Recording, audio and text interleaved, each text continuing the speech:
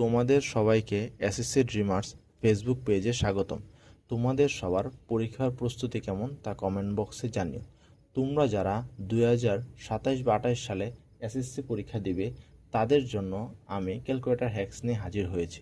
তোমাদের ক্যালকুলেটরে প্রায় সময় তোমরা কি কি কাজ করবে সেগুলো তোমরা বুঝতে পারো না, তাই আজকে আমরা ক্যালকুলেটরের মাধ্যমে কীভাবে সমীকরণ খুব সহজে সমাধান করা যায় সেগুলো নিয়ে আলোচনা করব। তোমরা দেখতে পাচ্ছ যে এখানে সমীকরণ সমাধান নিয়ে আমি একটা টাইটেল লিখে রেখেছি। তোমরা বুঝতেই পারছো যে এখানে তোমাদের বইয়ে ফিজিক্স থেকে শুরু করে বা তোমাদের ম্যাথ বইয়ে যত ধরনের সমীকরণ সমাধান করতে হয় সবগুলো সমাধান এখানে করা আছে। তোমরা যদি আজকে ক্লাসটি করো তাহলে খুব সহজেই তোমরা ক্যালকুলেটরের মাধ্যমে সকল সমীকরণ সমাধান করে ফেলতে পারবে। তাহলে আশা করি তোমাদের এই ক্লাসটি করে তোমাদের অনেক উপকার হবে। তাহলে আজকে ক্লাসটি শুরু করা যাক। দেখতে পাচ্ছ যে এখানে ক্যালকুলেটর হ্যাক্স সমীকরণ সমাধান। তোমরা এই ভিডিওগুলো তোমরা এসএসসি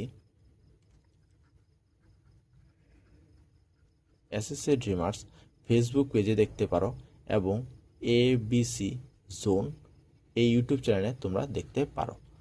তাহলে আজকে ক্লাসটি শুরু করি। সমীকরণ রয়েছে একঘাত সমীকরণ, দ্বিঘাত সমীকরণ, ত্রিঘাত সমীকরণ, চতুর্ঘাত সমীকরণ। এছাড়া আরও সমীকরণ রয়েছে পঞ্চঘাত, ষষ্ঠঘাত। তোমরা যখন বহুপদী নিয়ে তোমরা পড়াশোনা করবে তখন তোমরা সেই সম্পর্কে জানতে পারবে। কিন্তু তোমাদের সাধারণত একঘাত সমীকরণ, দ্বিঘাত সমীকরণ এবং ত্রিঘাত সমীকরণ এগুলোই তোমাদের পরীক্ষায় প্রায়শই আসে। তাই তোমরা এগুলো শিখলেই তোমাদের চলে যাবে। কিন্তু আমি বাড়তি হিসাবে তোমাদের চতুর্ঘাতটি নিয়েও আলোচনা করে দেব যেন তোমরা পরীক্ষায় সেগুলো সমাধান করে আসতে পারো। আবার একঘাত যে সমীকরণগুলো আছে সেগুলোর মধ্যে এক চলক বিশিষ্ট, ত্রিচলক বিশিষ্ট এবং চার চলক বিশিষ্ট সমীকরণ রয়েছে। তাহলে আমরা সেগুলো নিয়ে আলোচনা করার চেষ্টা করব। তাহলে প্রথমে তোমাদের ক্যালকুলেটরটি হাতে নিতে হবে।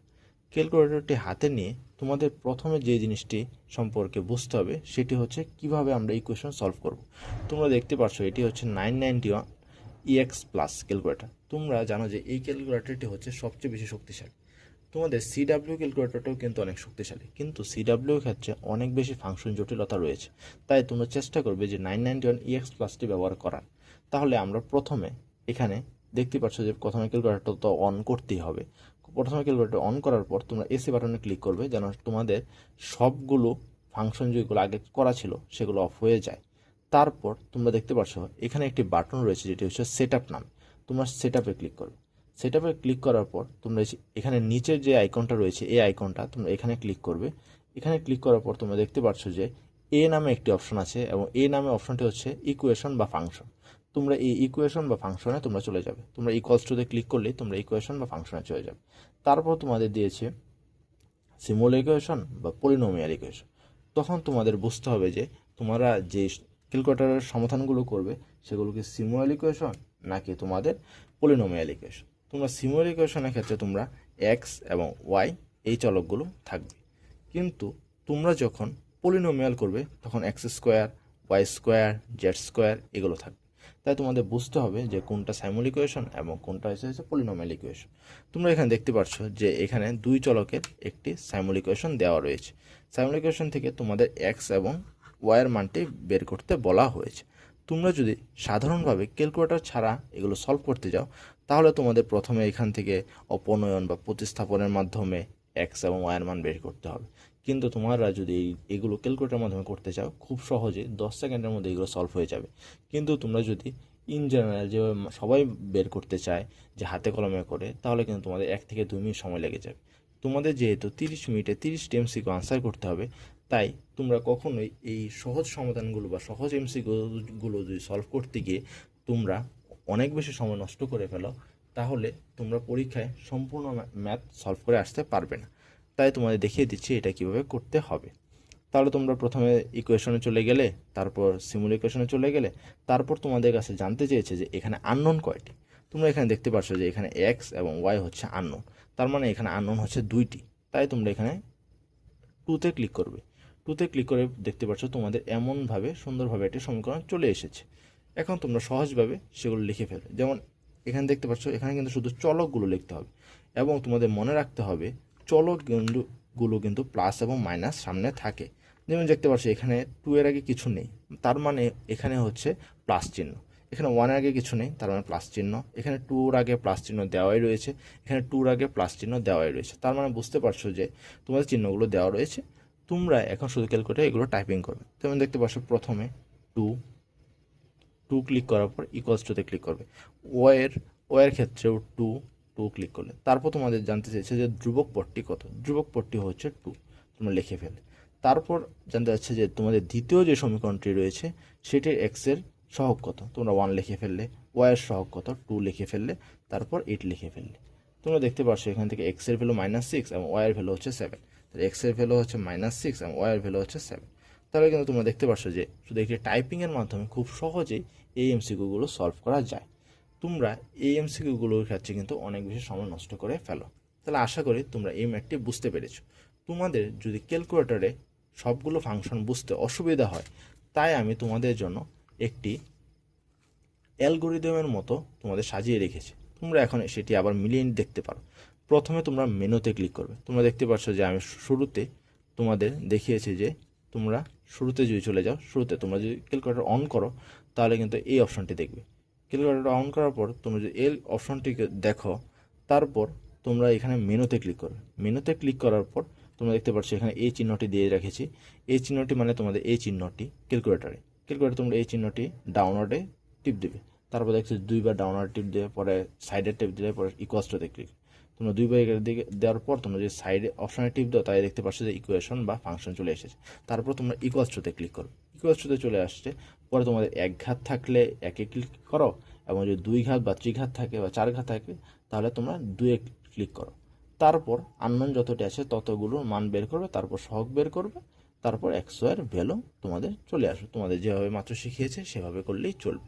তা আশা করি তোমরা এটি বুঝতে পেরেছো। তোমরা যদি ক্যালকুলেটরে কোনো একটি অপশন দেখতে অসুবিধা হয় তাহলে তোমরা এটি পড়ে আবার টাইপিংটি করে দেখতে পারো। তাহলে আশা করি তোমরা এগুলো বুঝতে পেরেছো। তারপর তোমাদের জন্য আরও কিছু ম্যাথ নিয়ে এসেছি, তোমরা এগুলো করতে পারো। যেমন দেখতে পাচ্ছ এখানে হচ্ছে এর ভ্যালু 3। তা তোমরা এখন আবার ইকুয়েশন চলে যাই। আমি ইকুয়েশন চলে যাওয়ার পরে দেখতে পাচ্ছ যে তোমাদের সামনে ইকুয়েশন তোমরা দেখতে পাচ্ছ এর ভ্যালু হচ্ছে 3 ইকুয়ালস টু ওয়াইয়ের ভ্যালু হচ্ছে 2 ইকুয়ালস টু 8। সব বুঝতে পেরেছো। এখানে 7 -5 এবং হচ্ছে ধ্রুবক হচ্ছে 9। তোমরা লিখে ফেললে। তোমার এর ভ্যালু 2, ওয়াইয়ের ভ্যালু 1। এর ভ্যালু 2 এবং ওয়াইয়ের ভ্যালু হচ্ছে 1। তাহলে আশা করি তোমরা এগুলো বুঝতে পেরেছো।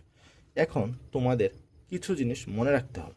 যেমন তোমরা দেখতে পাচ্ছ যে এখানে 5টা কিন্তু এই দিকে আছে, কিন্তু তোমাদের যে সময় ক্যালকুলেটর তোমরা ফরমেশনে যাবে তোমরা কিন্তু দেখতে পাচ্ছ যে এখানে আননোনটি কিন্তু সমীকরণের ডান পাশে, কিন্তু তোমার এখানে যে ধ্রুবক পদটি সেটি কিন্তু সমীকরণে সমানের বা ইকুয়ালস টু চিহ্নর বাম পাশে। তাই তোমাদের এইটি প্রথমে আগে তোমাদের মাইনাসে এখানে নিয়ে আসতে হবে। তা তোমরা জানো যে কোনো কিছু যদি বাম পক্ষ থেকে ডান পক্ষতে নিয়ে আসতে হয় তাহলে -5 লিখতে হয়। তো তোমরা এখানে -5 লিখে ফেললে। তোমরা কিন্তু ক্যালকুলেটর তখন -5ই তোমরা এখানে ইনপুট দিবে। তোমরা যদি এখানে +5 দিয়ে ইনপুট দাও তাহলে কিন্তু তোমাদের পুরো ম্যাথটি ভুল যাবে। তাই তোমাদের এই জিনিসগুলো খেয়াল রাখতে হবে।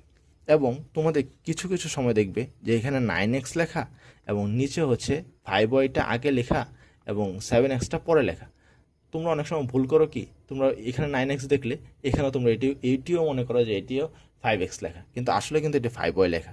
তোমাদের যদি এই সমীকরণটায় তোমাদের এভাবে লেখা থাকতো 9x - 5y ইকুয়ালস টু 5, ধরো আমি এটা লিখলাম 5, এবং 5y - 9x ইকুয়ালস টু 3, ধরো তোমরা লিখলাম। এটা সমীকরণ কোনো বা সমাধান আসবে না মনে হয়, কিন্তু তোমরা ধরে নাও। তখন কি করো, তোমরা ক্যালকুলেটর টাইপিং করার সময় এখানে 9 লিখে ফেলো এবং এখানে 5 লিখে ফেলো, কিন্তু আসলে কিন্তু এটা লেখা যাবে না, কারণ এখানে 5 কিন্তু ওয়াইয়ের চলো, কিন্তু আর -9 হচ্ছে এক্সের চলো। তাই তোমরা যখন ক্যালকুলেটর টাইপিং করতে হবে তখন দ্বিতীয়বার কিন্তু -9 টাইপিং করতে হবে। আশা করি তোমরা এটি মনে রাখবে। তোমরা যদি এখানে -9 না টাইপ করে তোমরা যদি 5 টাইপ করে ফেলো তাহলে কিন্তু তোমাদের পুরো ম্যাথটি ভুল যাবে। তাহলে আশা করি তোমরা এটি বুঝতে পেরেছো। এখন তোমাদের সাথে পরবর্তী ম্যাথটি নিয়ে আলোচনা করি। দেখতে পাচ্ছ একটু ভগ্নাংশ আকারে আসছে, তাই তোমাদের অনেক সময় মনে হতে পারে যে এটা মনে হয় কঠিন, কিন্তু আসলে কিন্তু কঠিন না। তোমরা সমীকরণটা দেখতে পাচ্ছ যে এখানে লেখা আছে 9x - 5y এখানে দেখতে পাচ্ছ যে এটি কিন্তু বাম পাশে লেখা, তাই এটা আমার ডান পাশে নিতে হবে। তার মানে এখানে লিখতে হবে -5 ইকুয়ালস টু ক্লিক করার পর 5 7x প্লাস 3/2। তোমরা এখানে 3/2 লিখতে পারো, 3/2। এখানেও দেখতে পাচ্ছ যে 50, এটাও কিন্তু বাম পাশে, তাই এটা আমার ডান পাশে নিতে হবে। তার মানে হচ্ছে 50। তোমরা ইকুয়ালস টু ক্লিক করে x এর ভ্যালু 5 এবং y এর ভ্যালু হচ্ছে 10, x এর ভ্যালু 5 এবং y এর ভ্যালু হচ্ছে 10। তা আশা করি তোমরা সমীকরণে এই সলভগুলো তোমরা খুব সহজে বুঝতে পেরেছো। তাহলে এখন আমরা পরবর্তী ম্যাথগুলো নিয়ে আলোচনা করি। এখন হচ্ছে 3 চলক বিশিষ্ট সমীকরণ সমাধান। এতক্ষণ আমরা 2 চলক বিশিষ্ট সমীকরণ সমাধান করেছি। আমরা যদি 2 চলক বিশিষ্ট সমীকরণ সমাধান করতে পারি, তাহলে 3 চলক বিশিষ্ট সমীকরণ সমাধান করা আমাদের কাছে কোনো ব্যাপারই না। তাই আমরা এখন 3 চলক বিশিষ্ট একটি সমীকরণ চেষ্টা করি করার। এখন দেখতে পাচ্ছি ইকুয়েশন, তারপর আমরা সিমুল ইকুয়েশনে ক্লিক করব। তারপর এখন আমাদের জানতে চাইছে যে আননোন কয়টি। যেহেতু আমরা এটি 3 চলক বিশিষ্ট সমীকরণ, তাহলে এখানে এক্স, ওয়াই এবং জেড রয়েছে। যেহেতু এক্স, ওয়াই এবং জেড রয়েছে, তার মানে এখানে চলক হচ্ছে 3টি। তাহলে এখানে আননোন হচ্ছে 3, তার আমরা 3 লিখে ফেললাম। তারপর 6x - 2 + 1 = 10, আমরা এভাবে টাইপিং করলাম। 2 + 5 - 13। তারপর দেখতে পাচ্ছ এখানে 33, এটি কিন্তু বাম পাশে, এটি আমাদের ডান পাশে নিতে হবে, মানে -33। তাহলে আমাদের -33 এটাই ইনপুট দিতে হবে। তারপর x এর ভ্যালু হচ্ছে 5 এবং দেখতে পাচ্ছ এখানে কিন্তু y বলতে কোনো সমীকরণ নেই। তার মানে কি y এর টার্ম হচ্ছে 0 + 0 y, তার মানে এখানে এটি হচ্ছে 0। তাহলে আমরা টাইপিং করার সময় কিন্তু 0ই লিখতে হবে। আমরা যদি এখানে y এর ভ্যালু যদি 1 লিখে ফেলি -1, তাহলে কিন্তু পুরো সমীকরণ ভুল। এগুলো যে সিলি মিস্টেকগুলো আছে সেগুলো কিন্তু অনেকেই ভুল করে, তাই তোমরা এগুলো খুব ভালোভাবে লক্ষ্য রাখবে। এখানে তাহলে আমরা এটা লিখে ফেললাম -1 এবং এটা লিখে ফেললাম 6। তো তোমাদের x এর ভ্যালু 2, y এর ভ্যালু 3 এবং z এর ভ্যালু 4, x 2 3 4। দেখতে পাচ্ছ যে তোমাদের 3 চলক বিশিষ্ট সমীকরণ কত তাড়াতাড়ি সলভ হয়ে যায়। তোমাদের এখানে বুঝতে হবে যে এখানে কিন্তু y এর ভ্যালু হচ্ছে 0, তাই তোমরা এটি মনে রাখার চেষ্টা করবে। তোমরা যদি কখনো কখনো এগুলো বুঝতে অসুবিধা হয় যে কখন 0 লিখবো কখন, তাই তোমরা সহজভাবে পরীক্ষা হলে পরীক্ষার প্রশ্নে লিখে ফেলবে যে 5x + 0y - 1z = হচ্ছে 6। এভাবে যদি লিখে ফেলো তাহলে তোমাদের কখনোই ভুল যাবে না। তাই তোমরা আশা করি এগুলো মনে রাখবে। তারপর তোমাদের একটি ফাংশন দেওয়া রয়েছে, এটা তো তোমাদের বুঝতে পারছো যে এখানে একটি একটি সমীকরণকে বারবার লেখা হয়েছে। তা দেখি আমরা একটি সমীকরণকে যদি বারবার লেখা হয় তাহলে কি আসে। চলো এই মজার ম্যাথটি করে ফেলি। তা দেখতে পাচ্ছ 1 1 1 1 1 1 1, এটা তোমরা সবগুলোই হচ্ছে 1 1। তা তোমরা দেখতে পাচ্ছ এখানে ইনফিনিটি সলিউশন। তার মানে হচ্ছে আমরা যখন সমীকরণ সমাধান করি তখন কিন্তু একটি ছেদবিন্দু পাই। যেমন আমরা এটি একটা সমীকরণ, এটি ধরলাম যে 3x + 5 আবার 5y। এখানে আরেকটা সমীকরণ, এটা ধরলাম 3x - 5y। দুইটা ছেদবিন্দু যেখানে ছেদ করেছে সেটিই কিন্তু আমাদের সমীকরণ সমাধান বিন্দু। কিন্তু যেহেতু এখানে প্রত্যেকটি হচ্ছে একটি লাইন শো করছে, যেমন এখানে যদি এটাও হয় 1x + 1y + 1z, তোমাদের পরবর্তী আরেকটাও কিন্তু 1x + 1x + 1x, তাই কিন্তু সবগুলো কিন্তু একই সমীকরণকে নির্দেশ করছে। যেহেতু প্রত্যেকটি একই সমীকরণকে নির্দেশ করছে, তার মানে এখানে কোনো ভ্যালুই নেই, কারণ এখানে কোনো ছেদবিন্দুই নেই। যেহেতু এটিকে কোনো ছেদবিন্দু নেই, তার মানে এটি ইনফিনিটি, এটি কেউই জানে না যে এটি কখন শেষ হবে বা এটার ছেদবিন্দু কোথায়। তাই তোমাদের যেমন এটাও একটা রাশি, এটাও একটা রাশি, এটা একটা। আমি যদি তোমাদের প্রশ্ন করি যে এই লাইনটি কোথায় ছেদ করেছে, তোমরা কি কোনো প্রশ্ন উত্তর দিতে পারবে? এটি কিন্তু ছেদ করেনি, এটি হচ্ছে এক্স এবং ওয়াই যে তোমাদের কোয়াড্রেন্ট আছে সেটার চিহ্ন, কিন্তু এটা কিন্তু ছেদ করেনি। তার মানে তোমাদের এখন এইগুলোর উত্তর কিন্তু ইনফিনিটি, মানে এগুলো কখন বা অসীম ধরে নেওয়া হয় যে এটি অসীমে ছেদ করবে, কিন্তু অসীম যে এখানে কখন শেষ হবে সেটার কোনো ভ্যালু নেই। এখন আমরা একটি জি, এফ এবং সি দেওয়া রয়েছে। তোমরা অনেক সময় ভয় পেয়ে যাও যে জি, এফ, সি এগুলো কীভাবে ক্যালকুলেটরে টাইপ করো, কিন্তু তোমাদের তো এগুলো টাইপ করার প্রয়োজন নেই। তোমরা ধরে নিবে যে এখানে জি মানে হচ্ছে এক্স, এফ মানে হচ্ছে ওয়াই এবং জেড মানে হচ্ছে সি। তোমরা এইভাবে ধরে ম্যাথগুলো করে ফেলবে, তাহলেই তো তোমাদের প্রত্যেকটি ম্যাথ সলভ হয়ে যায়। তো তোমাদের এটা করে দিই। এখানে হচ্ছে জি = এক্স, এফ = ওয়াই এবং সি = হচ্ছে জেড। তাহলে আমরা এটি এখন করার চেষ্টা করি।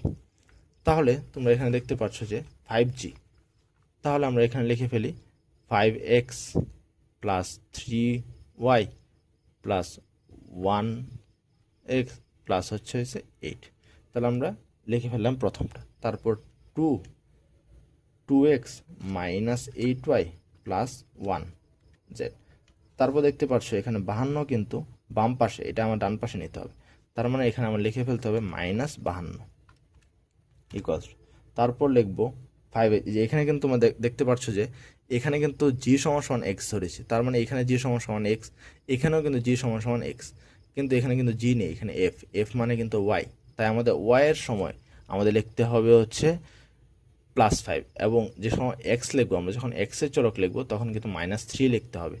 তাই যেহেতু আমাদের এখানে সমীকরণ সবচেয়ে বাম পাশে এগুলো x এর চলক, তাই আমাদের এখানে লিখতে হবে -3।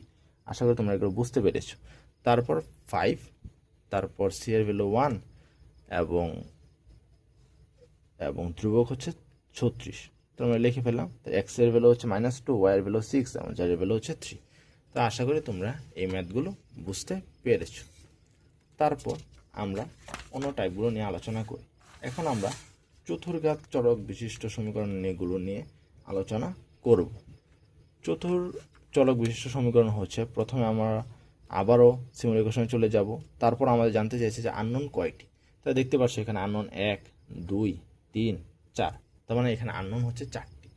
তার মানে আমরা এখানে যখন সমীকরণ সমাধান করতে যাব তখন 4টি আননোন ভেরিয়েবল আসবে। যেহেতু 4টি আননোন ভেরিয়েবল চলে এসেছে, তার মানে এখানে আমাদের আননোন ভেরিয়েবল 4 লিখতে হবে। তোমাদের যে ক্যালকুলেটরগুলো যেমন 100 ms এবং অন্যান্য কিছু কিছু ক্যালকুলেটর রয়েছে যেগুলোতে 4 চলক বিশিষ্ট সমীকরণ সমাধান করা যায় না, তোমাদের এগুলো নিয়ে চিন্তা করার বেশি প্রয়োজন নেই, কারণ তোমাদের 4 চলক বিশিষ্ট সমীকরণ খুব কম আসে এবং তোমাদের প্রায় না পড়লেও হবে এমন বলা যায়। কিন্তু তোমরা 3 চলক বিশিষ্ট সমীকরণগুলো কীভাবে সলভ করতে হয় সেগুলো শিখে গেলেই হবে। তোমাদের CWতে এবং 991 EX প্লাসে এইগুলো সলভ করা যায়। তাই যদি তোমরা এই ক্যালকুলেটরগুলো ব্যবস্থা করতে পারো তাহলে করতে পারো, কিন্তু না হলে তোমরা যদি তোমাদের কাছে অন্যান্য ক্যালকুলেটর থাকে সেগুলো দিয়েও তোমরা ম্যাথগুলো সলভ করে ফেলতে পারবে। তাহলে তোমাদের এখানে a সমান সমান x, b সমান সমান y, c সমান সমান z এবং d সমান সমান হচ্ছে, আমরা এটা ধরে নিলাম o, ধরে নিই যেমন এখানে x, y, z এবং t দিয়েছে, তাহলে আমরা এটা ধরে নিই এটা হচ্ছে t। তাহলে x, y, z এবং t। তাহলে আমরা এখন সমীকরণগুলো ইনপুট দিই ক্যালকুলেটরে। তাহলে দেখতে পাচ্ছ x এর আগে 5, y এর ভ্যালু -1, z এর ভ্যালু হচ্ছে +3 এবং t এর ভ্যালু হচ্ছে +4 ইকুয়ালস টু হচ্ছে 28। আমরা লিখে ফেললাম। তারপর দেখতে পাচ্ছ এর ভ্যালু বা x এর ভ্যালু হচ্ছে 2, y এর ভ্যালু হচ্ছে 5 এবং z এর ভ্যালু হচ্ছে -7। তোমরা এখানে দেখতে পাচ্ছ যে t এর এখানে বা t বলতে কোনো ফাংশন নেই, বা এখানে d বলতে কোনো ফাংশন নেই, মানে এটা হচ্ছে 0। তোমরা এই বড়গুলো যদি কখনো সলভ করতে হয় তাহলে তোমরা খাতায় লিখে নেওয়ার চেষ্টা করবে, তাহলে তোমাদের কখনোই কোনো ভুল হওয়ার চিন্তা থাকবে না। তাহলে আশা করি তোমরা এটা বুঝতে পেরেছো। তার মানে এটা হচ্ছে 0 লিখে ফেললাম। তারপর হচ্ছে -9। আবার তোমরা এখানে দেখতে পাচ্ছ যে তোমরা এই কার্সরগুলো টিপ দিয়ে কিন্তু তোমাদের প্রত্যেকটি ফাংশনে চলে যেতে পারবে। তাই তোমাদের কোনো যদি একটি ভুল হয়ে যায় তাহলে কিন্তু তোমরা এগুলো খুব সহজে আবার নতুনভাবে লিখতে পারবে।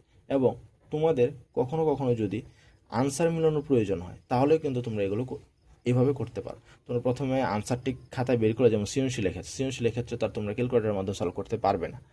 তোমরা যখন সৃজনশীলের মাধ্যমে ক্যালকুলেটর দিয়ে সলভ করতে পারবে না তখন তোমরা এগুলো এভাবে সলভ করতে পারো, এভাবে সলভ করে ফেলতে পারো। তাই এখন আমরা এগুলো নিয়ে আলোচনা করব। তাহলে তোমরা এই সমীকরণগুলো এভাবে আবার লিখে ফেলবে, যেমন 9x, এখানে কিন্তু আবার y এর ভ্যালু নেই, তাহলে y এর ভ্যালু হচ্ছে 0, z এর ভ্যালু হচ্ছে -3 এবং t এর ভ্যালু হচ্ছে +1 লিখে ফেললাম, ইকুয়ালস টু হচ্ছে 4। তাহলে আমরা প্রথমে দেখতে পাচ্ছ যে এখানে প্রথমে দিয়েছি x এর ভ্যালু 9, y এর ভ্যালু হচ্ছে 0, z এর ভ্যালু হচ্ছে -3, z এর ভ্যালু হচ্ছে -3 এবং t এর ভ্যালু হচ্ছে 1 এবং ইকুয়ালস টু হচ্ছে 4। এবং আমরা লিখে ফেললাম। এখানে কিন্তু আবার দেখতে পাচ্ছ যে এখানে x নেই, তাহলে x equals to 0, y equals to 1, z equals to হচ্ছে c, এখানে d আগে ডি মানে আমরা ধরে নিয়েছি হচ্ছে ডি মানে হচ্ছে টি, ডি মানে হচ্ছে টি, মানে এখানে বি বি সি, সি কিন্তু তোমাদের দেখতে পাচ্ছ যে সি এখানে পরে দিয়েছে, তার মানে সি এর ভ্যালু হচ্ছে 1, সি এর ভ্যালু হচ্ছে 1, বি এর ভ্যালু হচ্ছে 1, তার বি এর ভ্যালু 1, সি এর ভ্যালু হচ্ছে 1 এবং ডি এর ভ্যালু হচ্ছে -3। কিন্তু এখানে এটা যেহেতু বাম পাশে রয়েছে, এটাকে আমরা ডান পাশে নিয়ে এটা লিখতে হবে -7। তার মানে তোমাদের এভাবে এ বি সি ডির মান বের হয়ে যাবে। তাহলে আশা করি তোমরা এগুলো বুঝতে পেরেছো। তারপর আমরা এখন দ্বিঘাত সমীকরণ নিয়ে আলোচনা করব। দ্বিঘাত সমীকরণের ক্ষেত্রে তোমাদের কিন্তু এখন আর সিমুল ইকুয়েশন থাকলে চলবে না। তোমাদের এখানে দেখতে পাচ্ছ যে 2 এখানে হচ্ছে পলিনোমিয়াল ইকুয়েশন, তা তোমরা এখানে 2-এ ক্লিক করলে তোমাদের পলিনোমিয়াল ইকুয়েশনে চলে গেল। তারপর তোমাদের জানতে যাচ্ছে যে এখানে কততম ঘাত রয়েছে, যেহেতু এটা দ্বিঘাত তার ঘাত 2, তাহলে আমরা এখানে ক্লিক করব 2। তোমরা এখানে দেখতে পাচ্ছ যে x² + 5x + c, তা তোমরা এখানে x² এর ভ্যালু কত 1, তোমরা লিখে ফেললে +5 + 6 তোমরা দেখতে পাচ্ছ x এর ভ্যালু -2 এবং y এর ভ্যালু হচ্ছে x এর 2টা ভ্যালু আছে, কারণ x² 2 তোমরা জানো যে এর ঘাত যত থাকে ততটি মান আসে এই সমীকরণ সমাধান করলে। যেহেতু এখানে x এর ভ্যালু হচ্ছে 2, তার মানে তার x1 এবং x2 আসবে। এখানে দেখতে পাচ্ছ x1 এর ভ্যালু 2 এবং x2 এর ভ্যালু হচ্ছে -3। তা তোমরা এটি বুঝতে পেরেছো। এখন আমরা চলে যাব হচ্ছে পলিনোমিয়াল ইকুয়েশনে। এখন তোমরা দেখতে পাচ্ছ এটি হচ্ছে ত্রিঘাত সমীকরণ। ত্রিঘাত সমীকরণ মানে তার আননোন হচ্ছে 3টি। যেহেতু তার আননোন হচ্ছে 3টি, তাহলে আমরা এখন এটি সলভ করব। এটি যেহেতু আননোন সমীকরণ 3টি, তাই আমরা এখানে 3 লিখে ফেললাম। তারপর জানতে চাচ্ছি যে এক্স এর কিউবের ভ্যালু কত। এক্স কিউবের ভ্যালু হচ্ছে 1, এক্স স্কোয়ারের ভ্যালু হচ্ছে -6, এক্স এর ভ্যালু হচ্ছে 11 এবং যোগ হচ্ছে 6। তোমরা লিখে ফেললে তোমাদের এক্স এর ভ্যালু চলে আসছে, x2 এর ভ্যালু চলে আসছে, x3 এর ভ্যালু চলে আসছে। তো আশা করি তোমরা এটা বুঝতে পেরেছো। এখন তোমাদের চতুর্ঘাত সমীকরণ নিয়ে আলোচনা করব। চতুর্ঘাত সমীকরণের ক্ষেত্রে কিন্তু 4টি পদ হবে। তাহলে তোমরা এখন আবার পলিনোমিয়াল ইকুয়েশনে চলে আসবে, তারপর 4 ক্লিক করবে, তারপর সমীকরণটা তুলে সলভ করে ফেলবে। আশা করি তোমরা এগুলো বুঝতে পেরেছো। তাই তোমার এগুলোর মাধ্যমে তোমাদের সম্পূর্ণ সমীকরণ ভিত্তিক সকল কিছু তোমাদের এখানে সলভ করে দিলাম। তাহলে এখন আমরা যাও তোমাদের চতুর্ঘাত সমীকরণটি সলভ করে দিই। চতুর্ঘাত সমীকরণের ক্ষেত্রে দেখতে পাচ্ছ যে তোমাদের x⁴ এর ভ্যালু হচ্ছে 1, এটার x³ এর ভ্যালু হচ্ছে -3, এটার ভ্যালু হচ্ছে +7, -16, +12 x এর ভ্যালু চলে আসছে 3, 2, 1 এবং একটা চলে আসছে i মানে হচ্ছে ইমাজিনারি নাম্বার। মানে এখানে একটি দুইটি নাম্বার হচ্ছে ইমাজিনারি নাম্বার। তোমাদের ইমাজিনারি নাম্বার বা তোমাদের জটিল সংখ্যা নিয়ে আলোচনা নেই, তা তোমরা এগুলো বোঝার প্রয়োজন নেই। আশা করি তোমরা প্রত্যেকটি ম্যাথ বুঝতে পেরেছো। এভাবে সলভ করার মাধ্যমে তোমরা অল্প কিছু মিনিটের মাধ্যমে তোমরা এমসিকিউ বিরাট একটি সমাধান পাবে। তাহলে আশা করি তোমরা আরেকবার প্র্যাকটিস করবে। তোমরা জানো যে ক্যালকুলেটরে তোমাদের টাইপিং স্কিল অনেক বেশি বাড়াতে হবে। তোমরা যেন চোখ বন্ধ করেও সবগুলো বাটন সম্পর্কে জানো, সেগুলো তোমাদের একটি স্কিল হওয়া প্রয়োজন। এভাবে তোমরা ক্যালকুলেটরের মাধ্যমে সাধারণ গণিত থেকে শুরু করে হায়ার ম্যাথের প্রত্যেকটি ম্যাথ খুব সহজে এবং তোমাদের এমসিকিউ 1 মিনিট যে সময় দেয় তার আগে তোমরা সলভ করে ফেলতে পারো। এগুলো কিন্তু তোমরা শুধু এমসিকিউ না, তোমরা যদি যখন সিকিউ এ তোমাদের উত্তরগুলো মেলানোর প্রয়োজন হয়, তখনও কিন্তু তোমরা এই ক্যালকুলেটরের মাধ্যমে সেই উত্তরগুলো মিলিয়ে ফেলতে পারো। তাহলে আশা করি তোমাদের আজকের ক্লাসটি ভালো লেগেছে। তোমাদের যদি আজকের ক্লাসটি ভালো লেগে থাকে, তাহলে আমাদের এসএসসি ড্রিমার্স ফেসবুক পেজটি ফলো করতে পারো। আমাদের SSC dreamers DREAMERS SSC dreamers Facebook পেজটি ফলো করতে পারো এবং ABC জোন এই ইউটিউব চ্যানেলটি সাবস্ক্রাইব করে ফেলতে পারো। তোমাদের এছাড়াও এখানে তোমরা কমেন্ট করে তোমাদের কোন কোন অধ্যায়ে কী কী সমস্যা রয়েছে সেগুলো সম্পর্কে আমাদের জানাতে পারো। তাহলে তোমাদের সেই বিষয়গুলো নিয়ে ক্লাস করাতে খুব সুবিধা হবে এবং তোমাদের সম্পর্কে যদি কোনো কমেন্ট পাই, তাহলে আমরা সেই ভিত্তিক ক্লাস নিয়ে আসার চেষ্টা করব। এতে তোমাদের যেমন উপকার হবে, আমরাও তেমন তোমাদের যে ডিমান্ড বা তোমরা কী কী ক্লাস জানতে চাচ্ছ সেগুলো সম্পর্কে আমরা ধারণা পাবো। তাহলে আশা করি তোমাদের আজকের ক্লাসটি ভালো লেগেছে। তোমাদের যদি আজকের ক্লাসটি ভালো লেগে থাকে, তাহলে তোমরা আমাদের কমেন্ট বক্সে জানিও। সকলকে ধন্যবাদ।